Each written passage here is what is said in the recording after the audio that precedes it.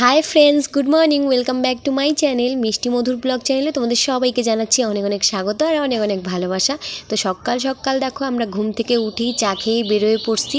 এখন আছি স্টেশনে আসলাম, আর এদিকে টিকিট কাটছিল ওর বাবা, আর মেয়েও দৌড়ায় গেল ওর বাবার পিছন পিছন। আর ট্রেনে উঠেও গেছি আমরা, অর্ধেক রাস্তা মানে হাফ রাস্তা পার হয়ে গেছি। আর এটা হচ্ছে ফরেস্টের ভিতর দিয়ে যাচ্ছি, আমরা আছি এখন ট্রেনের মধ্যে।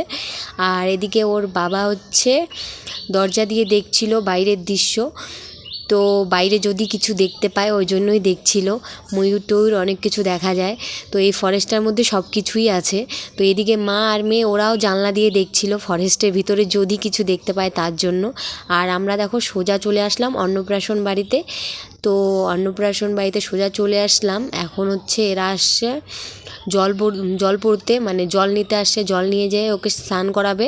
তো নদীতে চলে আসছে জল নিতে। এই লাল শাড়ি পরাটা হচ্ছে আমার মামি, আর ওটা হচ্ছে আমার মা। তো এই যে আমার ছোট্ট বুনু, যার আজকে অন্নপ্রাশন, ও তো সেজে গুজে কোলে কোলে ঘুরছে। আর কি বলতো, একটা মানে সমস্যা কি বলতো হয়েছে, মানে ওর জন্য যে ড্রেসটা আনা হয়েছিল নেটের লং যে ফ্রকগুলো হয়, ওর মামা বাড়ি থেকেও একটা আনছে আর ওর বাবাও একটা কিনছে। তো মানে ওটা যে ওকে পরাবে, মানে পরলেই কান্না করছে। তার মধ্যে এত গরম না, একদম শরীরটা লাল লাল হয়ে যাচ্ছিলো, তার জন্য ওই জামাটা পরানোই হয় নাই। তো ওকে একটা সুতির দেখে লাল কালারের জামা দেখো পরায় দিছে। তো ওটা পরেই এদিকে জল ভরতেও আসছিলো। তারপরে একটু স্নান বলতে কি একটু হালকা জল ছিটা শুধু দিয়ে দিছিল, সেরকম স্নান করায় নেই, কারণ সকালবেলা ওকে একবার স্নান করা হয়ে গেছিলো। তো এখানে দেখো বসে ওর মামা ওকে ভাত খাওয়াচ্ছিল।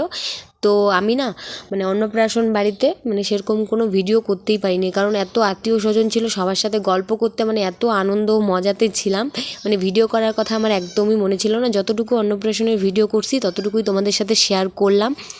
আর এটা হচ্ছে তার পরের দিন আমরা এখানে আমার মামা বাড়ির পাশে বলতে না একটু দূরেই আছে, তো এখানে একটা নতুন রাধাকৃষ্ণ মন্দির হয়েছে, তো এখানেই ঘুরতে আসলাম। এটাকে আবার কি গোশালা বলে মনে হয়, মানে এখানে গরু আছে, অনেক গরু, ওই যে দেখতে পাচ্ছ ফার্মগুলা, এগুলোতে ভর্তি ভর্তি গরু আছে।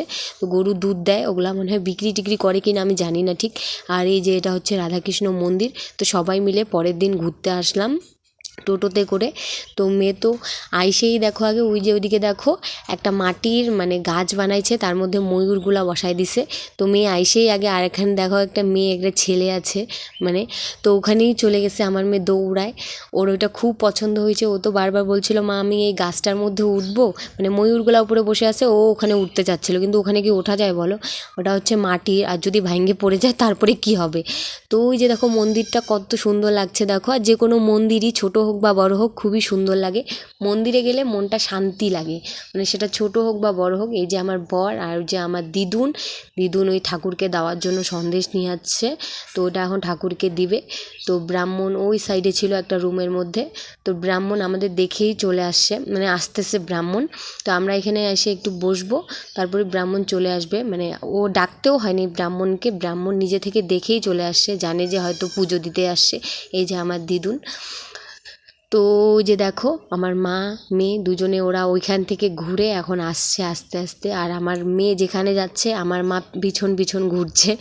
ওটা তো মার সবসময় ওটাই ডিউটি, যেখানে যেখানে মানে আমি আমার মেয়ের হয়তো অতটা পাহারা দেই না, মানে মা যদি আমার সাথে থাকে তো আমি সেরকমভাবে কোনো মেয়েকে মানে গাইড করি না, পাহারা দেই না, মাই পাহারা দেয়, কোথায় যাচ্ছে মেয়ে পিছন পিছন চলে যায়। তো দেখো আর ভিতরে মানে ঠাকুরগুলো এত সুন্দর সাজাইছে আর খুবই সুন্দর লাগছিল দেখতে।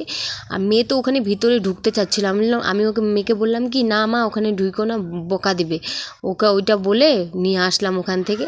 তো এখানে দেখো আমিও প্রণাম করে নিচ্ছি, আর মেয়ে বলছিল মা আমিও ওইটা বাজাবো, ঘন্টাটার কথা বলছিল যে মা আমিও ঘন্টাটা বাজাবো। তো মেয়েকে ওই যে উঠায় একটু বাজানোর চেষ্টা করছিলাম, তারপর বলছিল কি না বাজাবো না, ওইদিকে সাইড থেকে ব্রাহ্মণটা আসতেছিল।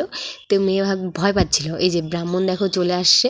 তো মেয়ে বলছিল, ব্রাহ্মণটা কিছুই বললো না, ওর সাথে আবার একটু কথা বললো, হাসলো। তো ভয় পাচ্ছিল, বললো না মা আমি আর বাজাবো না। তো ওকে নামায় দিলাম। এই যে দেখো দিদা এখন প্রসাদটা দিল, এখন ওটা দিয়ে পূজা দিয়ে দিবে সঙ্গে সঙ্গে। তো ওখানে পূজা টুজা দিবে, আমরা একটু প্রণাম টনাম করে বসি আর চারপাশটা ঘুরি। চারপাশটাতে মানে নানান রকমের ফলের গাছ ছিল, যত রকমের ফল গাছ আছে মনে করো আম কাঁঠাল থেকে শুরু করে যা কিছু ফল গাছ আছে, তো সব ফল গাছ ছিল। এরিয়াটা অনেক বড়, মানে চারপাশের যে এরিয়াটা আছে অনেক বড় ছিল, চারপাশে তো গাছ আর ফলের গাছই বেশি। ফলের ফলের গাছ আর হচ্ছে বড় বড় ঘর ছিল, মানে ওগুলাতে শুধু গরু, মানে বড় বড় গরু, জানি না ওগুলাকে কি গরু জানি বলে, আমি ঠিক এখন বলতে পারছি না, মানে অনেকগুলা করে দুধ দেয় কিন্তু। তো অনেক বড় বড় গরুগুলা, মানে অনেক বড় বড় ঘর আছে আর ঘর ভর্তি ভর্তি শুধু গরু, কি ভুলভাল বলছি দেখো তো। আর এটা হচ্ছে আমার ভাই, আমার মাসির ছেলে। তো ভাই দেখো মন্দিরটার চারপাশে দৌড়াদৌড়ি করছিল। তো এখন আমাদের সবাইকে ফোঁটা দিবে ডাকছিল, তার জন্য এই যে দেখো এটা হচ্ছে আমার ভাই, ওটা হচ্ছে আমার মামা, আর একটা ভাই, সবাই মিলে ফোঁটা দিল, আমিও ফোঁটা নিলাম। আর ভিতরে তোমাদের সাথে শেয়ার করছিলাম, দেখো ঠাকুরটা কিন্তু খুবই সুন্দর লাগছিল, জানি না মোবাইলে কীরকম লাগছে, মানে মোবাইলের থেকে রিয়েলে বেশি সুন্দর লাগছিল দেখতে। আর ওই যে দেখো দুই সাইডে দুইটা কৃষ্ণের রূপ দিছে। তো আজকের মতো ভিডিওটা এখানেই শেষ করছি, আর বাড়ি গিয়ে ভিডিও করি না, এখানে মন্দিরেই ভিডিওটা শেষ করছি। দেখো এরিয়াটা কত সুন্দর। ভিডিওটা ভালো লাগলে অবশ্যই লাইক কমেন্ট শেয়ার সাবস্ক্রাইব করো প্লিজ।